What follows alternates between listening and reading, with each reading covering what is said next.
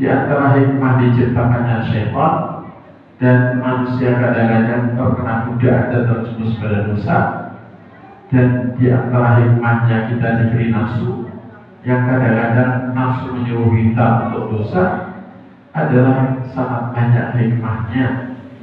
Maka kita diperintahkan untuk bersegera menggapai ampunan, karena Allah Maha Pengampun dan sangat senang mengampuni hamba-hamba yang telah berbuat dosa, kemudian tahu bahwa Tuhannya itu Maha Pengampun dan Maha Penyayang, kemudian bersegera untuk memohon ampunan padanya dan kembali ke jalannya.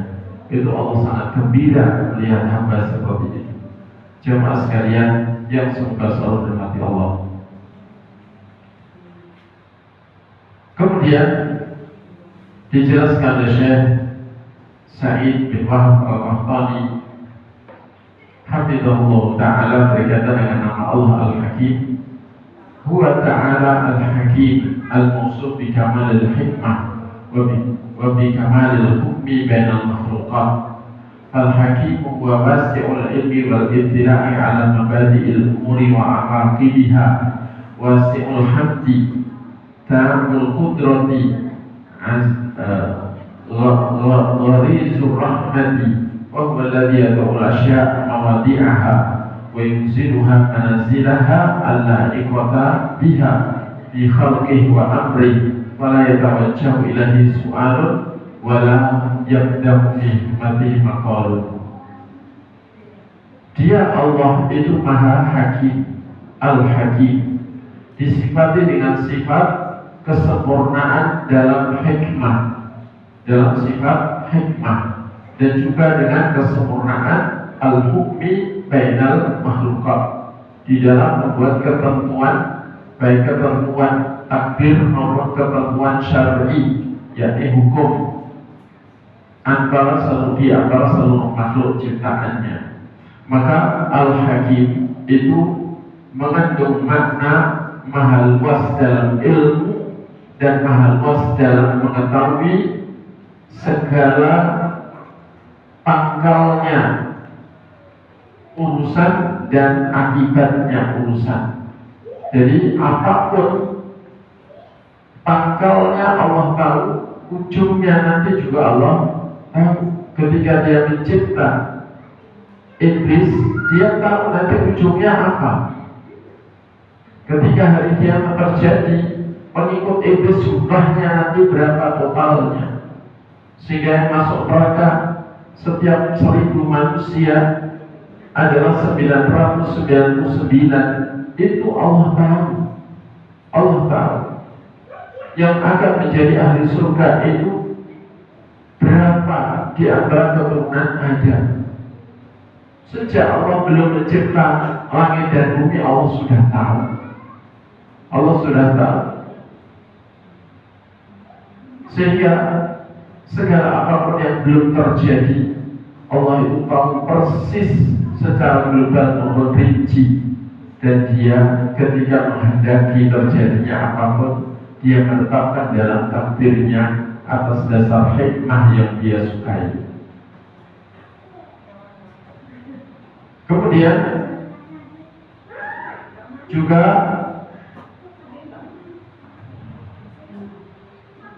wasi'ul hamdi, Al-Hakim Maha Hikmah, itu berarti dia juga maha luas sifat keterpujiannya, karena tidak pernah melakukan yang sia-sia, tidak pernah berkata yang sia-sia, tidak pernah menetapkan sesuatu yang sia-sia. Yang sia-sia artinya tidak bermanfaat. Semuanya ada manfaat. Dari situ dia maha terpuji juga karena sifat tersebut. Kemudian juga tamul qudrah. Ketika sifat hikmah itu menetapkan apapun yang dia kehendaki, kemudian dia itu telah mewujudkan apapun yang dia kehendaki, ini menunjukkan dia sempurna dalam sifat qudrah, dalam sifat kuasa. kemudian juga Ghazirur Rahmah, dia maha dalam kasih sayangnya. Wa alladzi yad'u asya' mawadi'aha, dia itu meletakkan segala sesuatu pada tempatnya. Dan itulah adil. Itulah adil. Kebalikannya adalah zalim. Yang zalim itu wa syai' fi ghairi mawdi'i, meletakkan sesuatu bukan pada tempatnya, itu zalim. Memberikan hak kepada yang berhak sesuai haknya, itulah adil.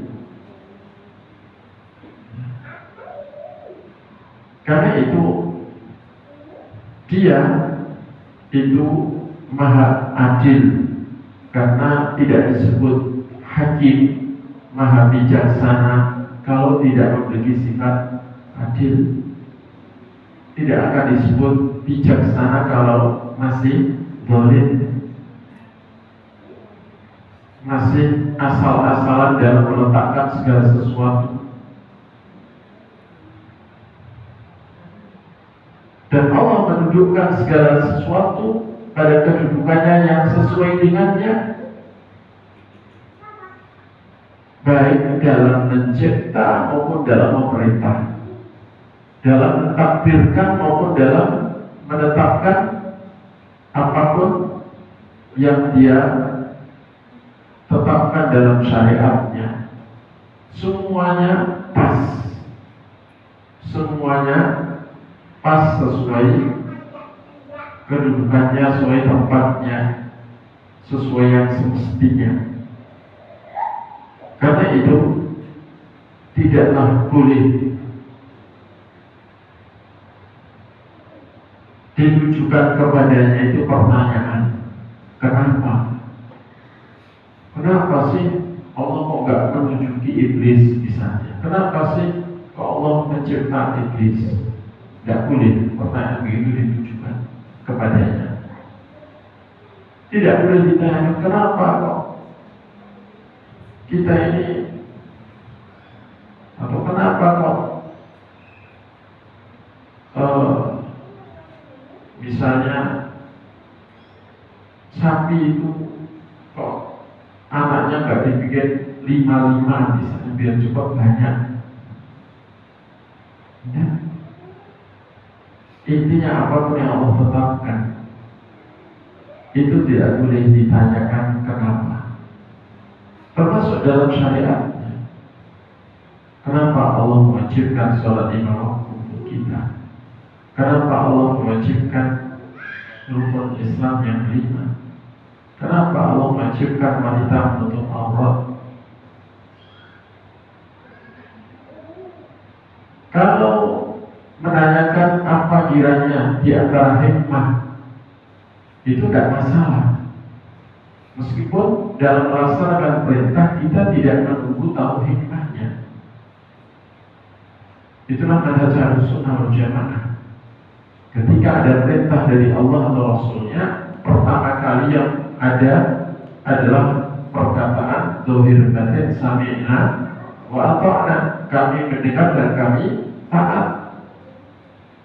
Tahu hikmahnya atau tidak tahu tidak masalah, meskipun boleh mencari tahu atau bertanya kepada ahlinya, ahli ilmu, kira-kira apa hikmahnya, untuk menambah ketenangan jiwa dalam melaksanakan perintah itu. Tujuannya untuk itu, bukan untuk menawar. Adapun banyak bertanya untuk menawar atau bertanya apalagi untuk menyayangkan kenapa ditentukan demikian, kenapa ada ketentuan demikian, baik ketentuan takdir atau ketentuan syariat, maka itu dilarang. Karena itu di dalam kitab Aqidah Thahawiyah, Al-Imam At-Tahawi mengabadikan akidah Imam Hanafi. Beliau mengatakan la yus'alu faman sa'allaha lima fa'ala faqad raddahu al-kitab wa man raddahu al-kitab kana minal kafirin. Allah itu tidak boleh ditanya, atau barang siapa yang bertanya kepada Allah Ta'ala kenapa dia melakukan ini dan itu, maka sungguh dia telah menolak hukum ketentuan kitab, dan barang siapa menolak hukum ketentuan kitab maka dia termasuk golongan orang kafir. Kenapa? Karena Allah mengatakan la yus'alu amma yaf'alu wa hum yus'alu. Allah itu gak boleh ditanya kenapa dia melakukan ini dan itu, kenapa dia mencipta ini dan itu, kenapa dia menetapkan ini dan itu. Allah gak boleh ditanya begitu. Justru manusialah yang akan ditanya. Manusia yang akan ditanya kenapa kok gak taat, kenapa kok gak manut aturan, kenapa kok ibadah kok tidak pakai dasar syariat, kenapa ibadah kok suka-sukanya sendiri, kok dasarnya hawa nafsu dan sebagainya. Itu yang akan ditanya.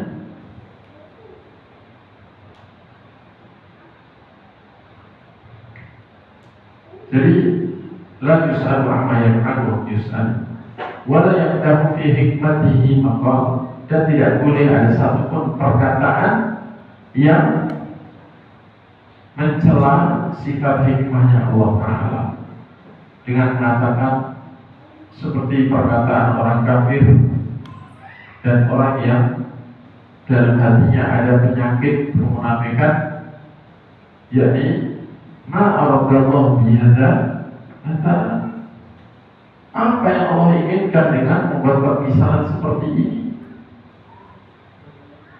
Ketika Allah mencipta nyamuk atau yang lebih kecil dari nyamuk,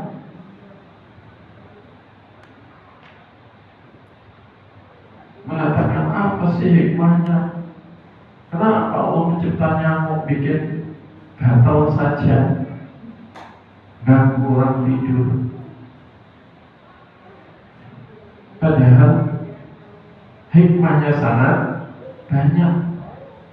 Coba kalau Allah menghentikan penciptaan nyamuk, sehingga nyamuk yang hidup saat ini kan umurnya maksimal kurang lebih 1 minggu lah, berarti mulai pekan depan tidak ada lagi nyamuk.